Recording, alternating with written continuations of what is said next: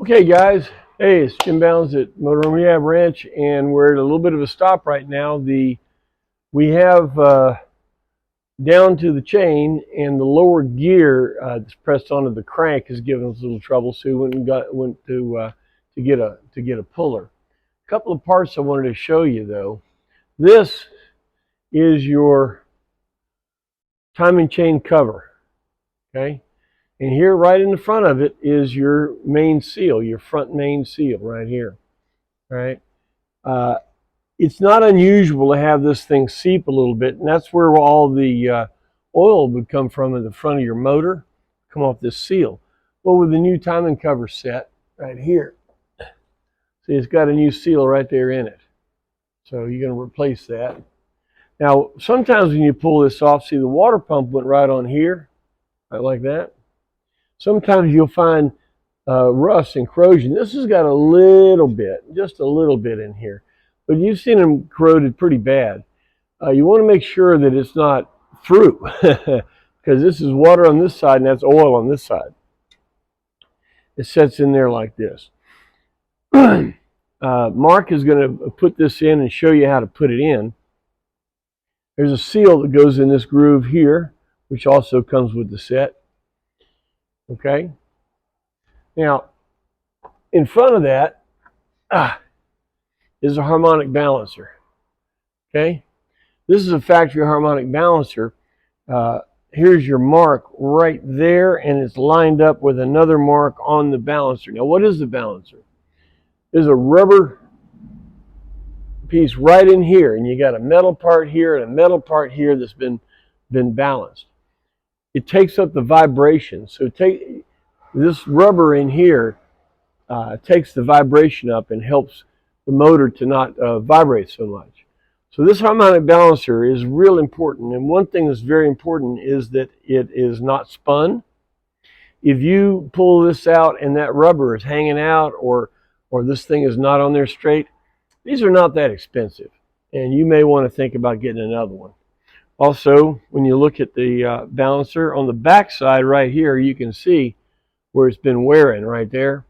That's where the seal that's where the seal goes on. You want to make sure it's not grooved or pitted or anything like that. This one looks pretty good, all right? So all these parts need to be cleaned up, and I ran them through a parts cleaner.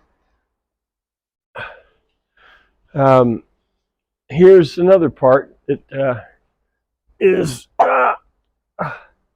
important. This is the front motor mount. It goes in here like this. All right. This is the bracket, the front motor mount, and then you know those two holes in the cross member that we say to put the jack under? Those two holes correspond to these two holes. Usually there's a stud in there with a nut on it. For some reason this had two bolts in it. But that's okay.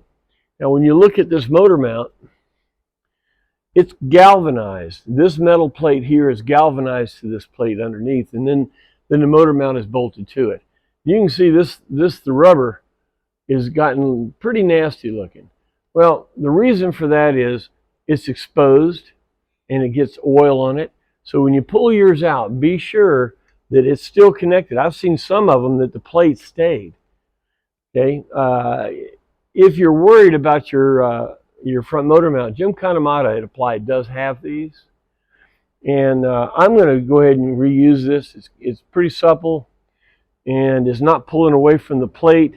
The extra rubber that's on the outside is coming loose, but that's okay. That's not the money-making part. The part is inside there. Okay, so we clean this up. So, okay, hang on a minute. I'll show you something else really interesting. Something I was not aware of, in 73 only, the timing mark. It's metal. Okay, all the timing marks I've dealt with in the past, well, they're either missing or they were plastic. Okay. When we pulled this out, Mark informed me that 73s had a steel a metal timing indicator, and by golly, there it is. Clean that thing up, it'll go right back in there. Okay, so we're at the point now, and if you look at the pictures, you can see that we've got it down, and we're pulling the chain. We're going to get ready to put the new double roller chain in as soon as we can get the gear off. Also, you can look at the pictures and see the play. When you look at it, when you look at the picture, the play is on one side because the chain's pulling all the time. The chain is on the, as you look at it, it's on the left side. It wasn't as bad as I thought it would have been, and I was under the impression this was an original timing chain, and as it turns out, it wasn't. It was a replacement timing chain that is steel, it's metal. So it has been replaced once before. The original ones were plastic. There it is. There it is. We tried to clean up as much as we could so nothing gets all in the way. And here's the chain we pulled out. As you can see, it's a single row chain. The chain we're going to put in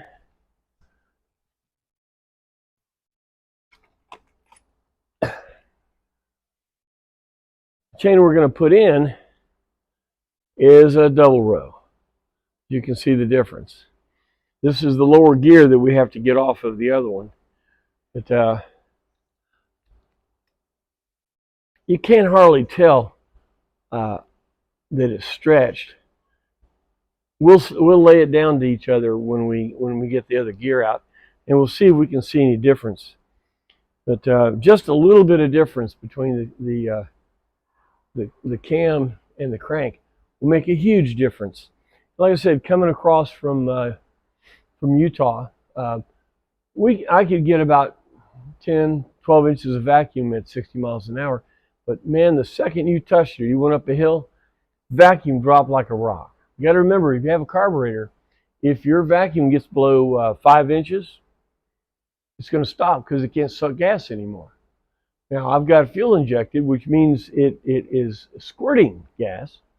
Means that it will work a little bit lower vacuum, but it was obvious. It was obvious this baby was loose, and it was. You saw the pictures that are going to be on this video also talked about the water pump. Now,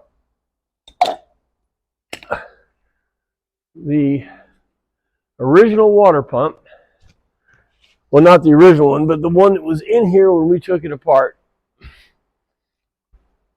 is a small impeller pump. Okay? And to be honest with you, it did just fine until we started seeing fluid come out of this weep hole. If you have this thing in the proper position, like this, that weep hole is at the bottom. If you look up, and that weep hole had a little residue line, it was water coming out of it. What that means is there's two seals in here. There's a rubber seal and there's a ceramic seal. The ceramic seal is not perfect, but it holds the hot water, right? So it doesn't affect the rubber seal. But when the rubber seal goes out, it'll start leaking just a little bit of water out of that hole. And it might be so little that you won't even notice it. It would evaporate before it ever hit the ground. But if you see residue line coming out of that hole, what that means is your water pump is trying to leave you somewhere. You need to pick a place that it's going to do that, because anybody that's had it happen before, once that thing really starts to leak and lets go, well, you're done. It's not going to go any further. So this is what we're doing right now. We've taken everything through the parts washer, cleaned it up. I'm not worried about painting and all that, but I did paint the water pump because it was a new water pump. It had new metal on it, and by Mark's suggestion, put some black paint on it so it don't rust so bad. I thought that was a good idea. I had not done that before, but I really like the idea. Now, when we get back and we get that chain off, we're going to start putting this thing back together.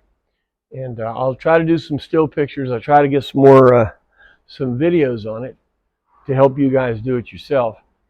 As I'm doing this, watch what's going on, make notes, and call me with your questions. Because everybody's scared of doing this. Oh, it's running, I'm going to leave it alone. And to be honest with you, I was kind of in the same position too. I didn't have time to work on it. But when the water pump started leaking, that pretty much told me it was time. And why did it just start leaking? Say, well, the water pump's leaking. Why? Well, reason is it sat in Orlando at the shop all through COVID is where I stayed. I wanted to stay at the shop to be sure that nothing walked away. You know what I mean? So that thing, the JG just sat there. Matter of fact, I left the awning out so long that the threads sewing together the top, the canvas rotted and split. The canvas is still fine. That's umbrella, but the Zip D stitching came out. I left it out too long. So this coach was sitting there, good 2 years. And you know how we've always said that if you let it sit for a long time and it fires up, chances are sooner or later the water pump's going to leak because that outer rubber seal got dry. Well, it did. I fired it up. I drove it all the way to Utah and drove it from there all the way to Bessemer, Alabama. Made it about 2 hours away. Started leaking out of that weep hole. Now, it was already leaking because you could see the residue line where it dried.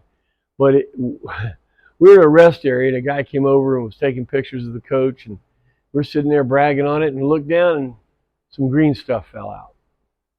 I guess we shouldn't have been talking in front of it, but that pretty well cinched it because we had to do all this work because I've got to drive back to Orlando with it here very, very, very soon. Now, a lot of times when you're doing this, the question isn't what to do, it's where to stop. Okay? I mean, like the harmonic balancer. These things are not that much money. And to know for sure that they're lined up and there's no problems and you won't have any problems down the road, you can replace this. It's not that much money, but it's some money. You know, you got to replace the water pump. But there's some things you don't have to do. Like I'm not going to replace the heater hoses, the upper and lower radiator hoses. Hoses look good, I'm going to leave them. You could do that. You can replace the front motor mount. They're about 100, 150 bucks. You could put a serpentine belt system in it. I'm going to keep my V-belts, but I have a one-wire self-excited alternator with a 140 amp diode pack in it. So I put a double pulley on the alternator to be sure that I've got enough pull to turn that thing and to create the energy when I need it to. I'm not against V-belt systems, but you have to keep them tight. And if you got it tight and it still squeals, guess what? The belt needs to be replaced. It's slick. It's lost its gripness or whatever you want to call it. So there is more maintenance on a V-belt system than a serpentine system, but it sure is a lot less money. It's true. If you want it to act like a new car, not carry wrenches like you don't carry wrenches with a new car, then the serpentine belt is the way to go. Okay? We're not doing that. And we're not replacing everything that we're taking out, which a lot of times in restorations we say, look, if you're going to touch it, you should replace it. Okay? Well, like the fan clutch. We put a new 2747 Hayden fan clutch in on the way out. We did it in Colorado. So I'm going to keep that. I'm going to keep that fan clutch. I did buy all new belts. I mean, what the hey? I don't know how long them belts have been in there. So I got some new belts. We're going to reuse the coolant. It looks good. I'm going to put new oil in it. And we're going to dump a quart of junk oil down there to wash anything out that I got in there, some coolant or some sealant, anything like that. We're going to wash it down to the oil pan and then flush it out with new oil, new filter, and all that kind of stuff. So in this project, where do you stop? We're focused on getting the timing chain in and getting the new water pump on and getting new belts on it and getting it back together so I can go. Right? Mark is the best at this kind of stuff. He's used to pulling motors on the side of the road. And as you're watching what we're doing, power steering pump, there's three bolts on that, and he's just got it laid over the side. Radiator hoses, they're just laid over to the side. You just work your way through. Don't take all of it off, because everything you take off could be something that breaks. Now, maybe it should break. Maybe you should take it off, but you're going to have to make that own decision. And that's what we've done here. Okay. Pretty exciting. We're going to get it out and get it back in one day. I thought we'd take a couple of days to do it, but Mark's the one, get her done. He's the best at that. So I'll be handing him tools and putting this together, and I want you guys to watch how this came apart and how it goes back together, right? Especially how to line the timing chain up. A lot of you guys get really confused about that, and it's understandably confusing, because a lot of times you start looking at tutorials and things that people do it, they make it as hard as possible, it seems like. Now, if your engine was running, okay, it was running. When you pull off the timing cover, you see the gears. And there's a mark on the gear. Where is that thing? There's a mark on the gear, on this upper gear, the cam gear. There's a mark where it lines up. Yeah, right there. See that mark right there? And you line it up where it's looking at the other gear. Yeah. Okay? You turn your crank until the little dot on the lower gear and the dot on the upper gear, they're both lined up. And guess what? When you're there, it's in time. Now you got play, so you take the play and you pull it in on both sides. That's going to line them up perfectly. What you're going to find is that dot is going to line up perfectly with the dot on the crank gear. All right, you got it that way. Don't touch anything. Take it off, and you should be able to put your new gear and chain set right on. It ran before, remember? And all we got to do is have it turn the same way. It's just we want to get rid of the play. There's no reason to have to find TDC and all that kind of stuff. If all you're doing is replacing the timing chain, it's already lined up and it's already working. Okay? So you can fudge and find out where it's going to be and get it lined up. Take it off like that and put the new one right back on it, and Bob's your uncle. It's all done. Now, these new timing chain sets, they say that this upper chain has different positions to cut it in. That's kind of a universal chain set. And what has happened is Cloy's, their sales numbers got down to the point that it wasn't worth their economic target to make that part anymore. So they stopped and they went to a universal chain to make sure it does work. Okay?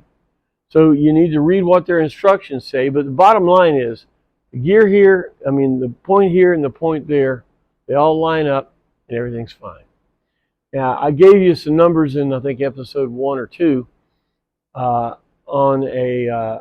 other brands of timing chains. And Edelbrock makes a double roller, true roller chain that works just fine. I had not seen one of these universal things before. I had not dealt with it. I would tell you to look around, call Edelbrock, look at the parts numbers that I gave you before. There was no, I think, Wagner. As long as it's a double roller chain, it will work.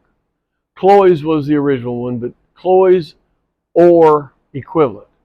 Okay, so it seems like Chloe's may not be our option anymore because they're not making a specific timing chain for us. It's too bad, you know, but not unexpected, because when the sales of a part gets down to the point, to a certain point that they've determined, it's not worth them making the part anymore. There's not enough call for it. So what they'll do is they'll deplete their inventory. If you'll remember, Moog did that with the lower ball joint. Our lower ball joint is unique because it's a different taper than a Tornado. And during COVID, they were pulling in what they were doing and speculating less. And some bent pencil pusher at Moog determined to stop making ball joints. And there we are. Well, don't think that that's the first time that's happened, because we're buying drag links, relay levers, idler arms, all from aftermarket sources, because Moog, Spicer, and Conville have stopped making these pieces. Like the steering shaft, they stopped building that upper CV on the steering shaft. And when that upper CV locks up on your steering shaft, on your steering column, the steering wheel stops. There's a boot on that steering shaft. You want to make dang sure that that boot is in good shape. Okay, if it's not, you need to get another one. Jeff Serum or Jim Kanemata, either one of them have those. If you don't have their number, you can give me a call. I'll give it to you. You can't be an island on this thing. There are some parts you need to get from some specialty dealers. Why? Because the manufacturers have stopped making some of it. A lot of it you can get anywhere, and I'm happy to share all those numbers with you. But there are a couple of things that you need to get from a specialty shop. And thank God that we have them too. It's one of the great things about a GMC is that we can get these unique parts. All right, so listen, I'm going to shut this down now. Keep watching other episodes and things as we put this back together. And if you want to try it, give me a call. Let's get the parts list going. I gave that to you before. Just buy it and get started. All right. Thanks. We'll talk to you in a little bit. Keep watching.